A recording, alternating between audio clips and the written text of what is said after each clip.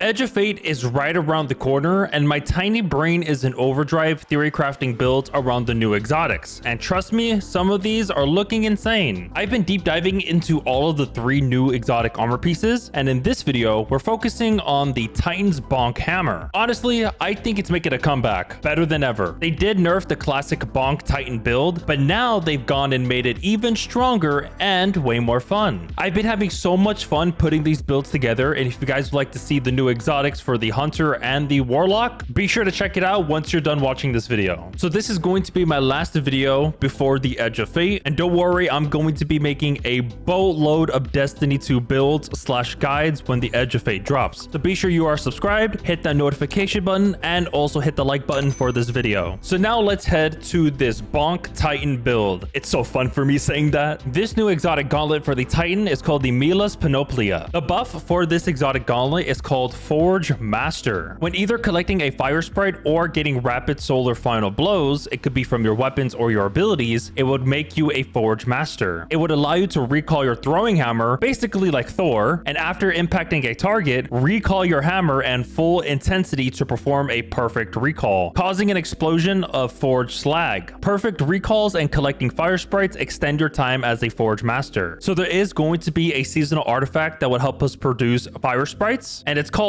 Elemental Coalescence. Defeating targets has a chance to create an elemental pickup matching your equipped super element. So this seasonal artifact perfectly ties to this exotic gauntlet. So no matter what you're doing, as long as you have the solar super, you're going to be pooping out fire sprites. And whenever you pick up a fire sprite, it will grant you grenade energy. And if you do remember in the Thor movies, whenever he recalls his hammer, if there's a bunch of enemies that's near the hammer as it's being recalled, all of the enemies are going to be getting hit by that hammer, and you're basically going to be doing that for this exotic gauntlet. And for the exotic weapon I decided to put for this build is the Bastion, because they did buff Bastion. The intrinsic trait is called Saint's Fists. This part is extremely important because after a successful melee hit, this weapon gains increased damage, and it would also reduce the charge time and improved reload speed for a short time. Hitting a target with most of the pellets in a burst will increase the melee damage for a short time. So for the increased melee damage part, currently right now, the duration for that buff will last up to 3 seconds, and not many melee abilities or any melee in general will have enough time to activate that buff within those 3 seconds. So here's what Bungie did. So now they increased the time for that perk, so instead of it being 3 seconds, it is now going to last 6 seconds. So we are now going to have plenty of time activating any melee ability in the game. And also too, they did buff the damage for Saint's Fist from 100% to 300%, and the best part is that it now works with all melee abilities. Yes, you heard that right. Every single melee ability is going to activate or increase their damage from this perk from Bastion. So that's why I chose to put Bastion for this build, just to increase the damage for the bonks. I want to talk about the aspects first, mainly this one called Roaring Flames, because they also did buff this aspect as well, so that's why I am putting this for this build. So first, if you want to activate Roaring Flames, you would have to get final blows with your solar abilities or ignitions, but mainly for this build, our abilities. In most cases, our Bonk hammer. So it will increase the damage of your solar abilities up to 3 times for the stacks. So here's what they did when it comes to buffing the Roaring Flames. So they increased the maximum PvE damage bonus increased from 73 to 200%. So now your bonks are going to deal more damage. And the next aspect I put for this build is Soul Invictus for 2 things. One, for survivability, because whenever you enter a sunspot, it will grant you restoration. And in order for you to summon a sunspot, you're going to need to get solar ability final blows or defeating scorched targets. Yet again, in this build, we're mainly going to be getting solar ability final blows because of our Bonk hammer. And 2, while you stand inside of a sunspot, it will also grant you ability regeneration even faster. And lastly, your super drains more slowly whenever you were to stand inside of your sunspot. Might as well we're talking about the super. When it comes to your super, you could choose any of the 2 supers you like, but for me, in my personal opinion, I went for Hammer of Soul. So once you get that Bonk final blow, it's going to spawn in that sunspot, and let's just say you didn't have enough time recalling your throwing hammer and you're waiting for it to recharge, all you would have to do is run to your sunspot and you'll generate melee energy faster, and also grenade and class ability, but mainly our melee ability energy. For the solar grenade, you could choose any grenade you like, but I went with thermite grenade. So in total, you're going to be getting 4 fragments. The only ones that are necessary are going to be 3 out of the 4. The last one I'm going to mention is optional. The first one you're going to have to put is Ember of Torches, Powered melee attacks against cabinets make you and your nearby allies radiant, because this is a bonk build, so we're going to be throwing it, recalling it, throwing it, recalling it. And if you get radiant, it's going to increase your weapon damage, mainly tying it to Bastion just to increase it even further. The next fragment I went with is Ember of Solace. Radiant and restoration effects applied to you have increased duration, so now restoration and radiant effects are going to last 50% longer. And to extend the timer for restoration and radiant, I went with Ember of Empyrean. Solar weapon or ability final blows extend the duration of restoration and radiant effects applied to you. So as long as you're getting solar ability or weapon kills, you're going to be getting infinite amounts of radiant and restoration. Radiant for our bonk melee and restoration for our sunspots. This fragment is optional. If you don't like it, you could swap it off, but I went with Ember of Searing. Defeating scorched targets grants melee energy and creates a fire sprite. Here's the reason why I put this fragment. There is going to be a time where you were to cast your bonk hammer, you could either accidentally throw it off the map or you forgot about it and it just despawns. You're gonna have to wait for your melee to come back. So by having Ember of Searing, all you would have to do is defeat scorched targets. You could put on like a solar primary weapon that has scorching effects like incandescent, or like a heavy weapon as well that inflicts scorch. There's probably going to be some other perks when Edge of Fate comes out, but the one that I can think of currently when Edge of Fate comes out, there's a perk where if you were just to deal sustained damage, it will scorch them. Now I want to talk about the seasonal artifacts. There's not many seasonal artifacts that tie to this build besides the one that I showed you at the beginning of the video, but here are the other two artifacts that I think are going to help with this build. The first one is Radiant Shrapnel. Dealing sustained damage while radiant or defeating a scorched target with a weapon will cause the target to release a solar projectile that deals damage and scorch on impact. So we're getting radiant from our bonk hammer and we're getting scorch from our sunspots, but mainly we're going to be getting radiant if you want to spawn in this solar projectile. The next artifact is Shield Crush. While you are amplified or radiant, your grenade recharges faster and deals increased damage. I just put this artifact because we are going to be getting a lot of fire sprites, which will give us grenade energy. So when the Edge of Fate drops, they're going to change how stats work, and the stat you're going to want to focus for this build is your melee stat. So if you're at 1 to 100 stats, it will improve the base cooldown for your melee ability, and it would also improve the amount of melee energy gained from external sources at any melee regeneration speed scalers from other sources. Just to make it more simplistic, anything within the entire game when it comes to generating melee energy, you're going to be getting more of it. But if you were to go beyond the 100 threshold for the melee stat, it would increase your melee damage. So if you were at 200 melee within the stat, it would give you a 30% increase in melee ability damage. This also includes your powered melee, your unpowered melee, and also glaive melees. I am also going to be streaming on Twitch and Kick when Edge of Fate releases. If you guys want to keep up to date for the builds and guides, I'm going to be streaming over there. I hope to see you guys there.